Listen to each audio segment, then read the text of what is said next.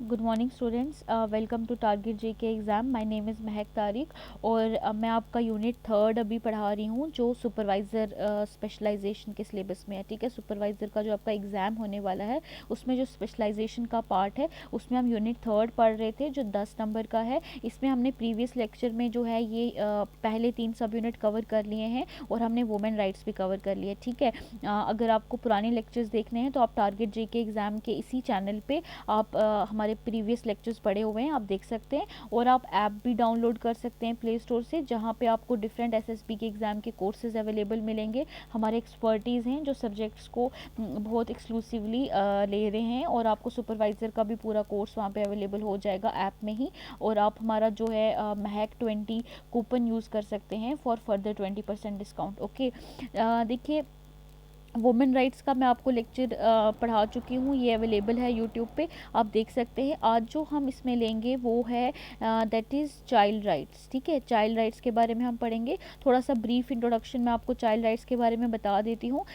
देखिए, हम कहते हैं कि वल्नरेबल सेक्शन की जब बात होती है, मैंने आपको कल भी बताया था कि वल्नरेबल सेक्शन जो होती है सोसाइटी की, वो सेक्शन है जो बहुत जिनको राइट्स इतने नहीं दिए गए, जो बहुत वीक सेक्शन है, जैसे कि वुमेन है। ठीक है, जैसे कि बच्चे हैं, चिल्ड्रन हैं, जैसे कि ओल्ड एज लोग हैं या फिर जो डिसेबल्ड लोग हैं, वो वल्नरेबल सेक्शन में आते हैं। यानी वो सेक्शन जो बहुत कमज़ोर रही है, जिनको राइट्स प्रॉपरली नहीं मिलते, जो अपने लिए इतना ज़्यादा लड़ नहीं पाए, या जिन्हें बहुत ज़्यादा एक्सप्लॉइट किया जाता है उन सोसाइटी के अंदर, उन्हें हमें वल्नरेबल सेक्शन कहा जाता है। तो उसमें बच्चे भी आते हैं। ठीक है, चाइल्ड राइट्स का आपके जहन में ये सवाल आ रहा होगा कि चिल्ड्रन राइट्स का हमें अलग से डिमांड करने की क्यों ज़रूरत पड़ी जबकि ह्यूमन राइट्स अवेलेबल थे। ठीक है, ह्यूमन राइट्स तो पहले से अवेलेबल हैं, जो बच्चों पे भी एक्सटेंड हो जाते हैं, तो हमने अलग से चाइल्ड राइट्स की बात क्यों की। देखिए, उसकी दो वजहें हैं। पहली वजह तो हम जानते हैं कि जो बच्चों के लिए इसको हम कह सकते हैं साइलेंट एक्सप्लॉयटेशन होती है। ठीक है, अगर किसी बच्चे को एक्सप्लॉइट किया जा रहा है मेंटली, फिजिकली, सेक्सुअली, तो वो साइलेंट होता है। कहीं ना कहीं बच्चे इतना एक्सप्रेस नहीं कर पाते, इसलिए जो डिफरेंट इंटरनेशनल या नेशनल एजेंसीज़ हैं, गवर्नमेंट्स हैं या फिर ऑर्गेनाइजेशंस हैं, उनको आगे आने की ज़रूरत पड़ी और उनको बच्चों को ज़्यादा प्रोटेक्शन देने की ज़रूरत पड़ी। ठीक है, हमें बच्चों को ज़्यादा प्रोटेक्शन देनी पड़ती है लॉज के थ्रू या ऐसे इस तरह से भी, क्योंकि बच्चे जो हैं वो इतना एक्सप्रेस नहीं कर पाते खुद को, अगर वो एक्सप्लॉइट हो भी रहे हैं। ठीक है, और दूसरी वजह कहीं ना कहीं ये भी है कि जो चिल्ड्रन हैं वो हम देखते हैं कि उनके बहुत ज़्यादा राइट्स, वो अपने राइट्स के लिए लड़ भी नहीं सकते। ठीक है, पहले तो अपने राइट्स को प्रोटेक्ट भी नहीं कर सकते, उसके बाद वो इतना लड़ भी नहीं सकते। तो इसलिए हमें इन दोनों रीजंस की वजह से बच्चों के राइट्स को अलग करना पड़ा ताकि उनको प्रॉपर सेफ गार्ड मिल सके। ठीक है, उनको प्रॉपर सेफ गार्ड मिल सके और अगर उनके राइट्स को कोई मिसयूज़ कर रहा है तो उसको प्रॉपर पनिशमेंट मिल सके। ठीक है, तो हमने चिल्ड्रन राइट्स में हम यही पढ़ेंगे कि बच्चों को कौन कौन से हक मिले गए हैं और अगर उनको कोई मिसयूज़ कर रहा है तो उनका पनिशमेंट क्या रहेगा। ठीक है, आगे बढ़ने से पहले मैं आपको कुछ इश्यूज़ बता देती हूँ जो बच्चों के साथ होते हैं। कुछ इश्यूज़ हैं, ठीक है, जिनके बारे में आपको जानना ज़रूरी है। तो इश्यूज़ में देखिए, सबसे पहले तो हमारा मेन इशू है चाइल्ड लेबर का। चाइल्ड लेबर आपको पता होगा कि जैसे कि बहुत सारे हम जैसे देखते हैं छोटे छोटे होटल्स हैं, रेस्टोरेंट्स हैं या ऐसी जगहों पे बच्चों को जो है वो लेबर दी जाती है। क्यों? क्योंकि ये बच्चे जो हैं ये कम पैसों में काम करते हैं, चीप लेबर होती है। ठीक है, जैसे अगर वो किसी छोटे से, आपने ज़्यादातर देखा होगा कि चाय के जो छोटी छोटी दुकानें होती हैं, वहाँ पे अगर एक प्रॉपर आदमी को वो काम देते हैं, प्रॉपर अडल्ट को काम देते हैं, तो उनको ज़्यादा प्राइस देना पड़ेगा। लेकिन दूसरी तरफ अगर चाइल्ड को, कोई बच्चा है 8-9 साल का, 10-11 साल का, उसको काम दे देते हैं तो वहाँ पे उनको चीप लेबर पड़ती है। तो चाइल्ड लेबर का बहुत बड़ा प्रॉब्लम है, लोग चाइल्ड लेबर को बहुत ज़्यादा यूज़ करते हैं। क्यों? उसका रीज़न है चीप लेबर। ठीक है, चीप होती है और दूसरा इतना डिमांड्स भी नहीं होती हैं, बच्चों को काम करवा लो तो वो कुछ बोलेंगे भी नहीं कि हमें प्रॉपर इन्वायरमेंट चाहिए, हमें ये चाहिए, हमें वो चाहिए। तो चाइल्ड लेबर का प्रॉब्लम है, जिससे डील करने के लिए डिफरेंट लीगल राइट्स जो हैं, डिफरेंट लॉज बनाए गए। ठीक है, दूसरी प्रॉब्लम जो बच्चों के साथ आती है वो है चाइल्ड मैरिज की।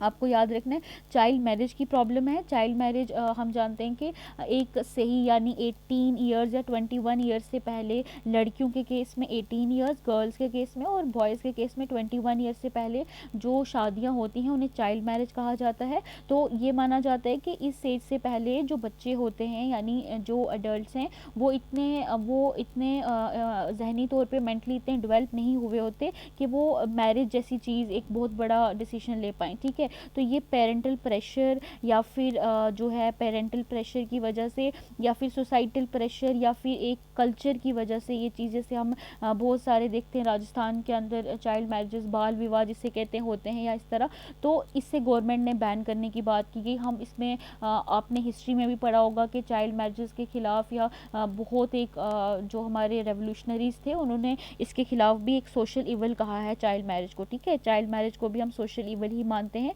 और ये अलाउड नहीं है, लॉ के नज़र में भी ये अलाउड नहीं है और कल्चरली भी एक्सेप्टेबल नहीं है कि एक बच्चे की शादी करवा दी जाए, क्योंकि वो अभी फिजिकली मेंटली इतना डेवलप ही नहीं होता। तो child marriage is also a problem जिसके बारे में हम लॉज पढ़ेंगे, ठीक है। देखिए उसके बाद एक इशू आता है दैट इज़ माल न्यूट्रिशन का। माल न्यूट्रिशन का भी एक इशू है जो हम बच्चों में डील करते हैं, जिसमें हम देखते हैं कि माल न्यूट्रिशन यानी बच्चे को जितना न्यूट्रिशन चाहिए, जितना खाना पीना चाहिए उससे उतना मिलता नहीं है, ठीक है। ऑल ओवर इंडिया के अंदर या और बहुत अफ्रीकन कंट्रीज़ हैं, हम देखते हैं कि वहाँ बच्चे बहुत ज़्यादा माल नरिश्ड हैं, ठीक है। बच्चों को प्रॉपर तरीके से खाना नहीं मिलता, तो उस तरीके से गवर्नमेंट जो है बहुत सारी स्कीम्स लाती है। जैसे हम देखते हैं कि मिड डे मील स्कीम है, मिड डे मील स्कीम के बारे में हम सब जानते हैं, या पोषण अभियान, या इस तरीके से आप पढ़ेंगे भी आगे जो हमारा यूनिट है उसके अंदर कि किस तरीके से न्यूट्रिशन बहुत इंपॉर्टेंट है। और जिस एग्ज़ाम के लिए आप पढ़ रहे हैं इसके लिए आपको बहुत ध्यान रखना है कि न्यूट्रिशन के रिलेटेड अगर आपको कहीं भी कुछ भी दिखता है जैसे रीड इट डाउन, क्योंकि this exam I again and again repeat के all about women and children. तो आपको माल न्यूट्रिशन के बारे में हम और भी अच्छे से पढ़ेंगे, लेकिन आपको ये ध्यान रखना है कि दिस इज़ द इवल, ठीक है। ये एक प्रॉब्लम है, बच्चों को अच्छे से खाना नहीं मिल पाता है, अनीमिया है बच्चों के अंदर, वो अंडर वेट हैं, ठीक है, वो अंडर वेट रहते हैं। उसके बाद हम देखते हैं कि न्यूट्रिशन प्रॉपर नहीं है, उस वजह से बहुत सारी प्रॉब्लम्स हैं, ठीक है, डिफरेंट बीमारियां हो रही हैं बच्चों को। इसको भी नज़र में रखते हुए गवर्नमेंट या इंटरनेशनल ऑर्गेनाइजेशन जो है इस इशू पे काम कर रहे हैं, ठीक है। उसके बाद हम एक और प्रॉब्लम जो चिल्ड्रन की आती है वो होता है चाइल्ड अब्यूज़। चाइल्ड अब्यूज़ यानी जैसे आप देखते हैं कि इसमें सेक्सुअल अब्यूज़ भी आता है। सेक्सुअल अब्यूज़ आप देखते हैं कि बहुत सारे केसेस हमारे सामने आते हैं, जैसे अगर कोई 8 साल का बच्चा है, कोई 9 साल का, कोई 10 साल का, जो अपने लिए इतना एक्सप्रेस नहीं कर पाते तो उन्हें सेक्सुअली भी एक्सप्लॉइट किया जाता है। Somebody try to touch them inappropriately, ठीक है। तो सेक्सुअल अब्यूज़ का सबसे ज़्यादा शिकार जो है बच्चे ही होते हैं। क्यों? क्योंकि वो अपने आप को डिफेंड नहीं कर पाते, ठीक है, वो प्रोटेक्ट नहीं कर पाते। तो दूसरा इसमें हम ये भी बोल सकते हैं कि कई बार पेरेंटल अब्यूज़ बहुत ज़्यादा हो जाता है, गालियाँ, बदतमीज़ी या बच्चों को मारना। तो उस तरीके में भी जो गवर्नमेंट है वो बच्चों को प्रोटेक्शन देती है। और एक और चीज़ है कि जैसे घरों में अगर हमारे यहाँ कुछ काम करने वाले बच्चे होते हैं तो उनको भी हम देखते हैं कि मारा पीटा जाता है या एक्सप्लॉइट किया जाता है, तो इसको चाइल्ड अब्यूज़ में आता है, ठीक है। उसके बाद एक प्रॉब्लम जो चिल्ड्रन की अब है दैट इज़ चाइल्ड पोर्नोग्राफी, ठीक है, ये आपको याद रखना है। चाइल्ड पोर्नोग्राफी मतलब pornography is a industry that works on sexual जो इस तरह का वो कंटेंट दिखाते हैं, तो उसमें चाइल्ड पोर्नोग्राफी बहुत ज़्यादा एक इशू चल रहा है बच्चों को लेके। वो बच्चों का यूज़ करके इस तरह का सेक्सुअल कंटेंट बनाते हैं। तो ये इंडिया में और बहुत सारी कंट्रीज़ में all over the world ban है, ठीक है। तो ये हमने पढ़ लिया कुछ इश्यूज़ जो बच्चों के साथ रिलेटेड है, ये आपके ध्यान में होने चाहिए।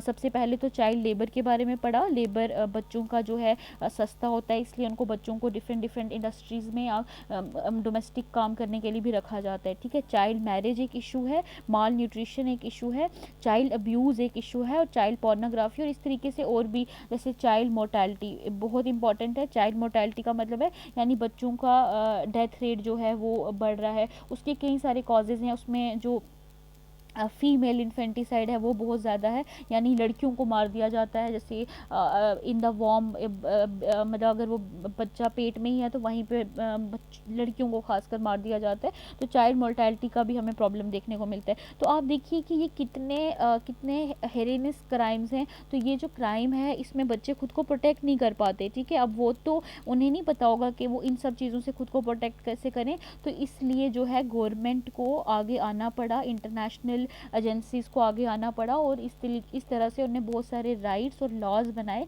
ताकि बच्चों को जो है प्रोटेक्ट किया जाए। ठीक है, अब हम उन राइट्स और उन लॉज के बारे में हम पढ़ेंगे इन डिटेल कि कौन कौन से राइट्स और कौन कौन से लॉज दिए गए। ठीक है, देखिए सबसे पहले तो हम पढ़ते हैं चाइल्ड राइट्स के बारे में इंटरनेशनली। ठीक है, हम इंटरनेशनल सिनेरियो में थोड़ा सा पढ़ेंगे, फिर हम इंडिया के बारे में पढ़ेंगे। इंटरनेशनली हम पढ़ेंगे कि इंटरनेशनली जो है इंटरनेशनल लेवल पे कौन कौन से जो हैं बच्चों को चाइल्ड्स राइट्स जो हैं वो दिए गए हैं। ठीक है, देखिए सबसे पहले तो सबसे पहले आपने इसका टाइमलाइन या अगेन आपको इस वाले टॉपिक में क्या याद रखना है, आपको इनकी डेट्स याद रखनी है, आपको टाइमलाइन याद रखनी है। ठीक है, ज़्यादा आपको इसके बारे में नहीं पढ़ना। आप जितना ज़्यादा मटेरियल या जितना ज़्यादा पढ़ेंगे उतना आप जो है कंफ्यूज हो जाएंगे। आपको दो टिप्स इसमें याद रखनी है। एक तो आपको जितना पढ़ना है आपको बार बार रिवाइज़ करना है, रिवीजन करनी है, और दूसरी चीज़ आपको याद रखनी है कि आपने जो ये टाइमलाइंस पढ़नी है जिसमें बहुत ज़्यादा डेट्स है, आई नो जो थोड़ा सा याद करने में मुश्किल हो जाती है, लेकिन आपको इन डेट्स को अच्छे से पढ़ना है, बार बार रिवाइज करना और याद रखना है, क्योंकि इन्हीं में से क्वेश्चन आता है। ठीक है, ज़्यादा आपको मटेरियल इकट्ठा या ज़्यादा फिलोसफिकल चीज़ें नहीं पढ़नी, वो आपका टाइम वेस्ट करवा देंगी। ठीक है, ज़्यादा टाइम वेस्ट नहीं करना है आपको अपना मटेरियल लिमिटेड रखना है, लेकिन रिविजन्स बहुत बार करनी है। ठीक है गाइज, तो आइए हम इसको देखते हैं कि चाइल्ड राइट्स इंटरनेशनल लेवल पे कैसे प्रोटेक्ट किए जाते हैं। अगेन आपके सामने आता है United nation declaration human rights, जो हम बहुत बार पढ़ चुके हैं। ठीक है, कब आता है, अब तो आपको टिप्स पे हो जाना चाहिए। 1948 दैट इज़ 10 दिसंबर को हमने United nation declaration of human right को साइन किया था। ठीक है, अब इसके अंदर एक आर्टिकल 5 है, पैरा 2। अब आपको इतना याद रखना है, आर्टिकल 5 जो है डिक्लेरेशन के अंदर वो कहता है कि childhood is entitled to special care and assistance. ठीक है, अब ये जो यूनाइटेड नेशन का डिक्लेरेशन था ह्यूमन राइट्स पे, उसमें कह दिया गया कि बच्चे जो हैं उनको अलग से केयर और असिस्टेंस की ज़रूरत है। ठीक है, पहला आपको ये आर्टिकल याद रखना है, दैट इज़ आर्टिकल 5। अब दूसरी इंपॉर्टेंट चीज़ क्या होती है, नवंबर 20। ठीक है, again a very important date 1959। ठीक है, 1959 को क्या हुआ, डिक्लेरेशन दी गई ऑन राइट्स ऑफ चिल्ड्रन। ठीक है, bye general assembly. General assembly में आपको बता चुकी हूँ ये क्या है, ये यूनाइटेड नेशन का एक ऑर्गन है, मोस्ट इंपॉर्टेंट ऑर्गन है। इसके अंदर कंट्रीज़ जो हैं बैठती हैं, इनके मेंबर्स बैठते हैं और फिर ये एक डिक्लेरेशन लेके आते हैं राइट्स ऑफ चाइल्ड पे, बच्चों के राइट्स पे एक डिक्लेरेशन साइन की गई। कब की गई, 20 नवंबर को। अब ये डेट गाइज आप आगे याद रखिएगा, मैं आपको बताती हूँ। उसके बाद आप देखते हैं कि International Covenant on Civil and Political Rights. अगर आपने मेरा जो डिक्लेरेशन ऑफ ह्यूमन राइट्स वाला आपने लेक्चर सुना है, आप जाके अभी नहीं सुना तो आप जाके देख भी सकते हैं, उसमें मैंने आपको International Covenant on Civil and Political Rights and International Covenant on Economic and Social and Cultural Rights. ठीक है, ये दोनों जो कोवेनेंट्स हुई थी, इंटरनेशनल लेवल पे कॉन्फ्रेंसेस हुई थी और इसमें जो है एक डॉक्यूमेंट बनाए गए थे, इन दोनों में जो है चाइल्ड राइट्स की बात की गई है। ठीक है, अब आपको इनके आर्टिकल्स याद रखने हैं, आर्टिकल 23 और 24। ठीक है, 23-24 जो आर्टिकल है वो सिविल और पॉलिटिकल राइट कोवेनेंट के अंदर है, इकोनॉमिक सोशल और कल्चरल कोवेनेंट के अंदर आर्टिकल 10 है। ठीक है गाइज, ये आपको याद रखना है। ठीक है, आपको ये याद रखना है कि किसमें कौन सा वाला आर्टिकल है, तो ये हो गया। ठीक है, फिर आपको एक चीज़ याद रखनी है, आप सबसे इंपॉर्टेंट चीज़ जो आज इस लेक्चर में है इंटरनेशनली हम पढ़ेंगे वो है convention on rights of children. ठीक है, हमने देखिए पहले हमने बोला कि 20 नवंबर 1959 को डिक्लेरेशन लाई गई, डिक्लेयर किया गया जनरल असेंबली के द्वारा कि हम राइट्स ऑफ चिल्ड्रन चाइल्ड्स को अडॉप्ट करते हैं, कुछ राइट्स बताए गए। ठीक है, डिक्लेरेशन। अब एक प्रॉपर कन्वेंशन जो बनाई गई वो बनाएगी 20 नवंबर 1929। ठीक है, 20 नवंबर 1929 ठीक है, तो 30 साल के बाद लगभग, और 2 सितंबर 1919 में फोर्स में आती है। ठीक है, अब मैंने आपको बोला था कि नवंबर 20 बहुत इंपॉर्टेंट है। नवंबर 20 इसलिए इंपॉर्टेंट है क्योंकि इस टाइम चाइल्ड राइट्स डे होता है। ठीक है, नवंबर 20 पे चाइल्ड राइट्स डे होता है, इंटरनेशनल डे होता है। क्यों, क्योंकि 20 नवंबर 1989 वो दिन है जब हमने convention on rights of child को अडॉप्ट किया था। ठीक है, हमने एक ट्रीटी बनाई थी, और इससे पहले 20 नवंबर 1959 को ही हमने डिक्लेरेशन जो है जनरल असेंबली के द्वारा अडॉप्ट की गई थी। ठीक है, 20 नवंबर इसलिए इंपॉर्टेंट है, तो इसको हमने कह दिया कि ये क्या है, ये चाइल्ड राइट्स डे है। ठीक है, ये चाइल्ड राइट्स डे है। ओके। तो अब हम देखते हैं कि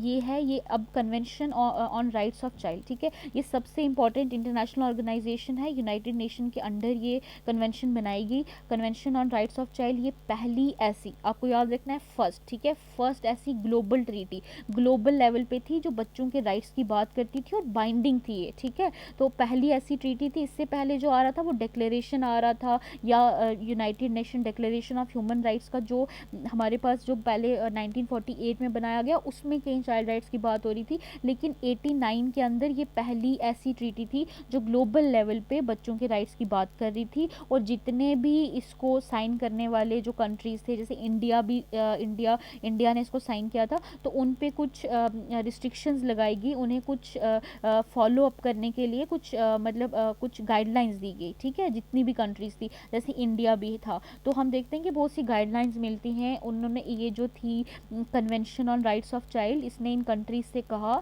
1989 के अंदर ये कंट्रीज़ बुलाई और प्रॉपर एक कन्वेंशन साइन की, और इस कन्वेंशन में कहा कि आपको कुछ बच्चों के राइट्स हैं जिनको आपको प्रोटेक्ट करके रखना है। अपने अपने लेवल पे इन कंट्रीज़ को काम करना पड़ेगा बच्चों के राइट्स को प्रोटेक्ट करने के लिए, ठीक है। इसलिए आपके लिए कन्वेंशन बहुत इंपॉर्टेंट है। पहले ये यूनाइटेड नेशन के अंदर काम करती है। दूसरा इंपॉर्टेंट ऑब्जेक्टिव 20 नवंबर 1989, ओके। चलिए इसके अंदर हम देखते हैं कि प्रियम्बल है एक, ठीक है, और 54 आर्टिकल्स, अगेन एन ऑब्जेक्टिव। अगर इसके अंदर कितने आर्टिकल्स हैं, 54 आर्टिकल्स हैं और एक प्रियम्बल है, ठीक है। अब हम सारे 54 आर्टिकल्स तो नहीं पढ़ेंगे, लेकिन हम उसमें बेसिक कुछ चीज़ें मैं आपको बता देती हूँ। जैसे इसका जो आर्टिकल 1 है, उसके अंदर डेफिनेशन दी गई है बच्चों की, ठीक है, डिफाइन किया गया है कि बच्चा होता क्या है। इसमें कहा गया है कि हर वो इंसान जो 18 साल से नीचे है वो एक बच्चा है, ठीक है। तो ये आर्टिकल 1, आपको ये पूछ सकते हैं कि डेफिनेशन ऑफ चाइल्ड जो है वो कहाँ पे मेंशन है, ठीक है।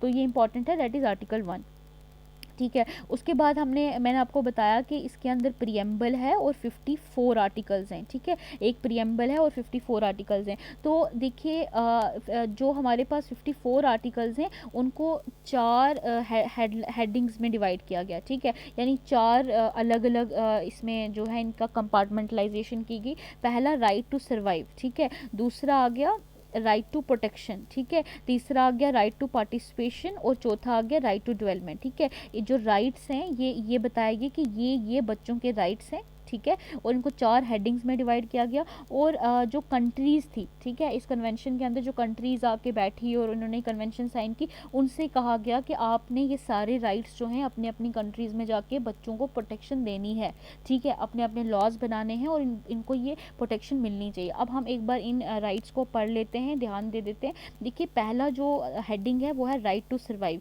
यानी जीने का हक, सर्वाइव करने का हक। तो इसमें सबसे पहले राइट टू बी बॉर्न है, ठीक है, यानी बच्चे को जन्म लेने का हक है, ठीक है। इसमें हमने एक चीज़ पढ़ी थी, मेडिकल टर्मिनेशन ऑफ प्रेगनेंसी, जिसके अंदर आपने ध्यान दिया होगा कि बोला गया कि जैसे 50 ये मतलब 5 मंथ्स या उसके बाद जो है अबॉर्शन नहीं हो सकता। अब उसमें आपके जहन में सवाल आ रहा होगा कि क्यों नहीं हो सकता। मतलब फॉर एग्जांपल एक लेडी है एंड शी इज़ प्रेग्नेंट, अगर उसका बच्चा है वो 5-6 महीने से ऊपर हो गया है, अगर वो चाहती है कि वो उसको अबॉर्ट कर दे तो अबॉर्शन क्यों नहीं हो सकता। उसका रीज़न है ये, क्योंकि अब वो लेडी जो है वो सिर्फ अपना लाइफ नहीं है उसका, उसके जो द बेबी इन हर वॉर्म जो है वो अब एक अलग से इंडिविजुअल है, उसका वो एक उसको राइट्स हैं, जो बच्चा है उसको जन्म लेने का हक है। तो वहाँ पे अगर लेडी चाहे भी बच्चे को अबॉर्ट करना तो गवर्नमेंट उसको अलो नहीं करती, क्योंकि अब ये बच्चे के राइट्स को प्रोटेक्ट कर रही हैं, ठीक है। तो उसका जो वजह है वो है राइट टू बी बॉर्न। ये एक इंटरनेशनल राइट है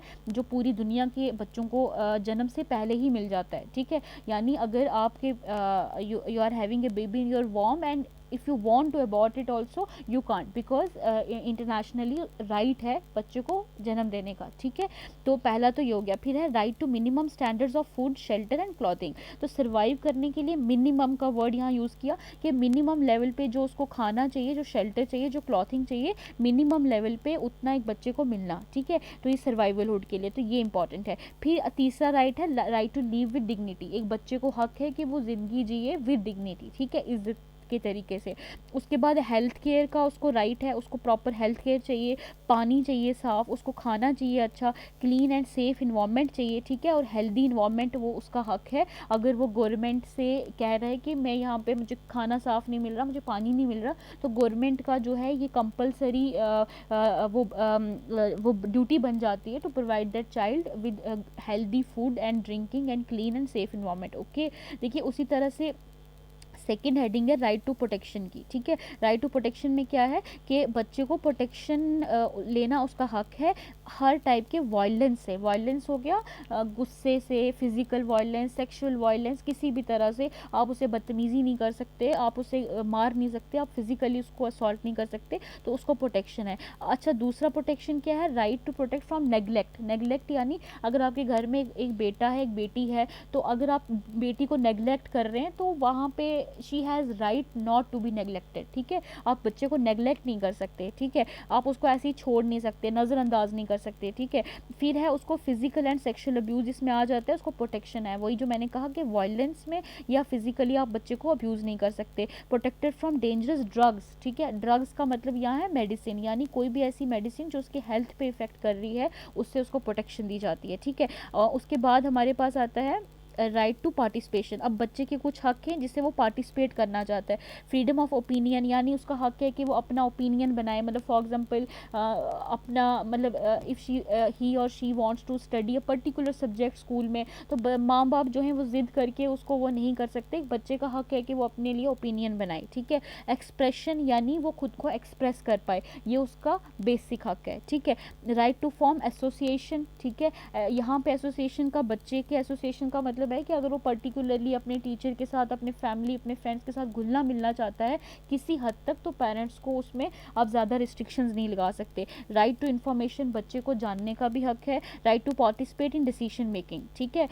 डिसीजन मेकिंग यानी कोई ऐसा डिसीजन जहाँ पे मतलब इसमें एक बहुत बड़ी एग्जांपल ये आती है डाइवर्स की। आपने देखा होगा जब किसी पार्टनर, दो पार्टनर्स का डाइवर्स हो रहा होता है, तो बच्चे से कोर्ट ओपिनियन पूछती है कि आप क्या चाहते हैं, आप किस पेरेंट के साथ रहना चाहते हैं, तो ये यहाँ पे राइट टू डिसीजन मेकिंग का हक बच्चे को मिलना चाहिए, ठीक है। लास्ट पे हमारे पास आता है राइट्स आते हैं डेवलपमेंट के। इसके अंदर एजुकेशन का हक बच्चे को है, राइट टू लर्न का हक बच्चे को है, ठीक है। ये कुछ 4 हेडिंग्स हैं जिसके अंदर कुछ राइट्स दिए गए हैं, और ये सारे के सारे राइट्स जो हैं ये कौन देता है, ये convention on rights of child जो है, ये एक इंटरनेशनल कन्वेंशन साइन हुई थी, एक लैंडमार्क कन्वेंशन साइन हुई थी। कब हुई थी, 20 नवंबर को, 20 नवंबर 1989 को साइन हुई थी, जिसमें बच्चों को कुछ हक दिए गए थे ग्लोबल लेवल पे, ठीक है, और ये बाइंडिंग थे। और उसके बाद हमने देखा कि आर्टिकल 1 में जो है इसमें एक्सप्लेन किया गया है, क्या डेफिनेशन दी गई है बच्चों की, कि बच्चा होता क्या है। हर वो इंसान जो 18 साल से नीचे है वो एक बच्चा है। और बाद में हमने देखा कि ये कन्वेंशन जो है, जो राइट्स दिए गए हैं वो मैं आपको इसमें एक्सप्लेन कर चुकी हूँ, ठीक है। तो ये आपका कन्वेंशन हो गया, और आपने याद रखना है कि इंडिया ने भी इसको साइन किया था। इंडिया भी जो convention on rights of child है, इंडिया फॉलो अप किया था इसको। और इसी तरह से इंडिया ने बहुत सारे आर्टिकल्स हमने देखे हैं अपने कॉन्स्टिट्यूशन के अंदर लाए गए हैं, बाद में बहुत सारे लीगल राइट्स भी जो हैं वो दिए गए हैं, लॉज बनाए गए हैं to follow up this particular convention, ठीक है। देखिए आगे हम चलते हैं चिल्ड्रन राइट्स इन इंडिया, ठीक है।